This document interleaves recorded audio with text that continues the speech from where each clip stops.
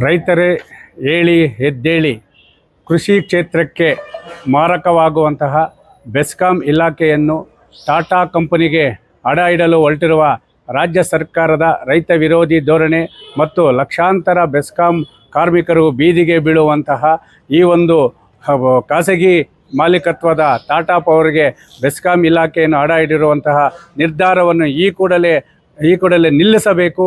ನಮ್ಮ ಕ್ಷೇತ್ರ, ನಮ್ಮ ವಿದ್ಯುತ್ ಕ್ಷೇತ್ರ ಖಾಸಗೀಕರಣ ಮಾಡದಂತೆ ರೈತರೇ ಹೇಳಿ ಎದ್ದೇಳಿ, ಎಚ್ಚೆತ್ತುಕೊಳ್ಳಿ.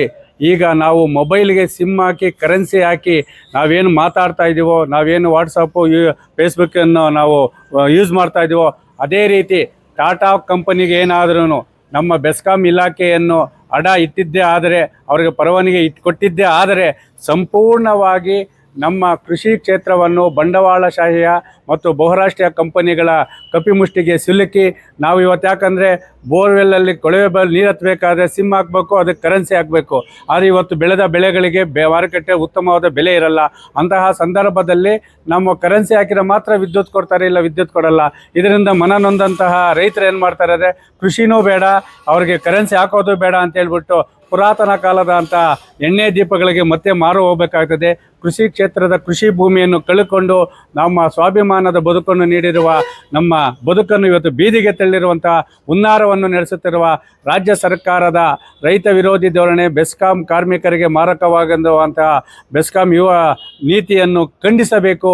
ಯಾಕಂದರೆ ಈಗಾಗಲೇ ರಾಜ್ಯಾದ್ಯಂತ 19 ಜಿಲ್ಲೆಗಳಲ್ಲಿ ಈ ಒಂದು ಟಾಟಾ ಪವರ್ ಕಂಪನಿಯ ವಿರುದ್ಧ ಸಿಡಿದು ನಿಂತಿದ್ದಾರೆ.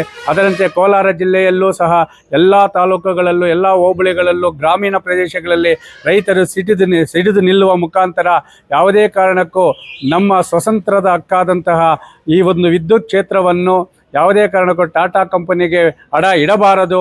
ಅಡ ಇಟ್ಟಿದ್ದೇ ಆದರೆ ಎಲ್ಲ ಕಾಂಗ್ರೆಸ್ ನಾಯಕರ ಮತ್ತು ಶಾಸಕರ ಮತ್ತು ಮುಖ್ಯಮಂತ್ರಿಗಳ ಮನೆಗಳಿಗೆ ಕರೆಂಟ್ ಕಂಬಗಳ ಸಮೇತ ಮುತ್ತಿಗೆ ಹಾಕುವ ಜೊತೆಗೆ ಮುಂಬರುವ ಎಲ್ಲ ಚುನಾವಣೆಗಳಲ್ಲೂ ತಕ್ಕ ಪಾಠವನ್ನು ಕಲಿಸುವ ಎಚ್ಚರಿಕೆ ನೀಡ್ತಾ ಇದ್ದೀವಿ. ಹೇಳಿ ಎದ್ದೇಳಿ ರೈತರೇ ಮತ್ತು ಬೆಸ್ಕಾಂ ಕಾರ್ಮಿಕರೇ, ಹೇಳಿ ಎದ್ದೇಳಿ.